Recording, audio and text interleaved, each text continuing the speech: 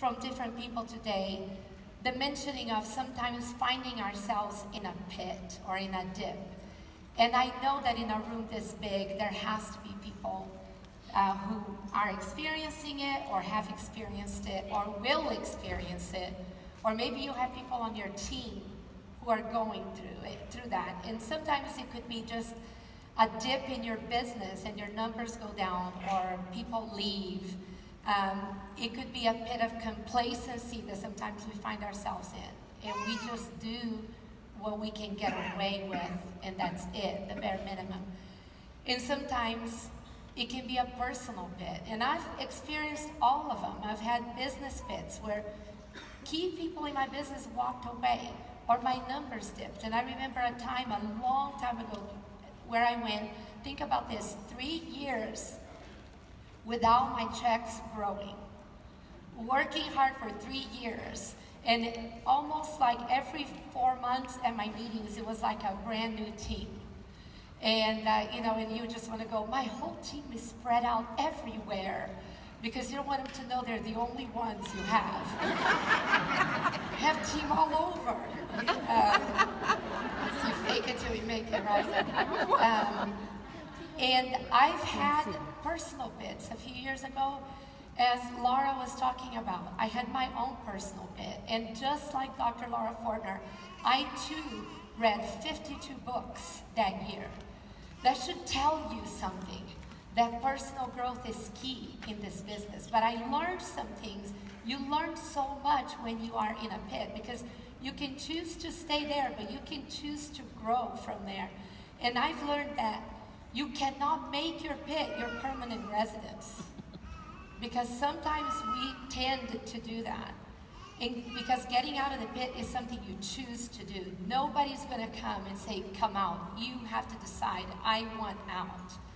And sometimes it's comfortable to be there, but I want you to know that the journey after the pit is always the most rewarding.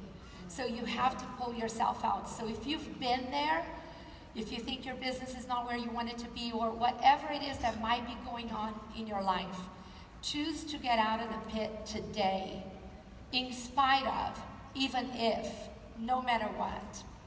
And when I decided I'm done being here, I'm ready for more, I felt like God gave me a truth that I want you to have.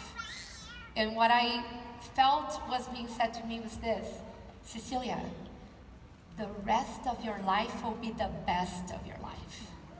And I want for all of you to know that about your life and your business today. So I made a motto for 2018 for myself, and I gave it to my team, and I give it to you. Believe bigger, commit stronger, and work harder than you ever have.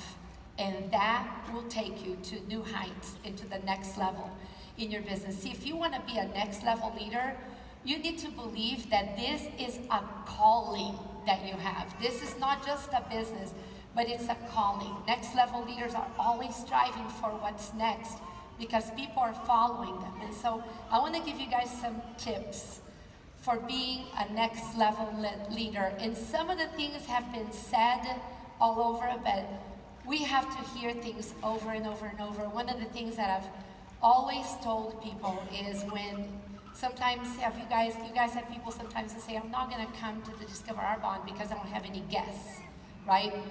And I've always been a believer that you have to be there. And I would go and sit at Nita Irwin's feet while she would be doing a Discover Our Bond, whether or not I had a guest, because in my mind I thought, I want to know this so well that if she were to drop dead in the middle of her presentation, I could get up and finish it. So you have to hear training and personal growth things and Discover Our Bonds and presentations enough to where it naturally comes out of your mouth. And so let me give you some tips about how to lead as a next level leader. Number one, lead with attention. You gotta pay attention to your business. And one of the things that I teach my team to do every month is to draw your organizational chart, put yourself at the top, and then put your workers on the chart. You guys, you gotta stop trying to make the person on top be the business builder. just because of where they fall in the organization. Only your workers go on the top. Let me show you how important it is for you to only work with the aces on your team. I think you guys see a picture up there. Is there a picture? Okay. That was GTC Chicago. You can tell by the hair and the outfits that this was a long time ago. I don't know if you see me in the middle with my dress and the gold stars. And then below me in the red, who is that? Linda Parker, in red. But this was my GTC. I was so excited. Look at my team pictures everywhere together. This is going to be the growth of my business. But Linda and I are the only ones left. They're all gone. I don't even remember most of their names. But I worked my depth, and I built relationships with people under those people. And out of those people, besides Linda, I got 3 more direct nations. Because I didn't choose to make the person on top the leader. I chased the ace and went, "You're mine." And without the person on top knowing it, in my mind I was like, "You're out." Because of all the things I talked about on the panel. You don't show up, you're not on calls, you don't have anything going on in your business. And so work your depth. We can take that picture out because it's painful here.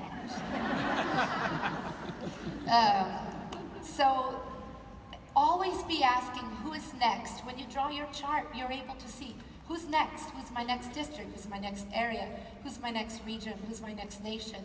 Who do I need to sponsor? Maybe I'm too deep and I need to go wider, like Linda was talking about. Another way to lead your business with attention and teach your teams this, you have to maintain your level at the next level.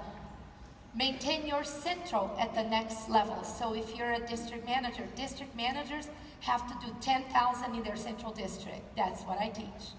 If you're an area manager, you need to do 40,000 in your central area. If you're an RVP, you want to get your region to 160,000, and NVPs in the room.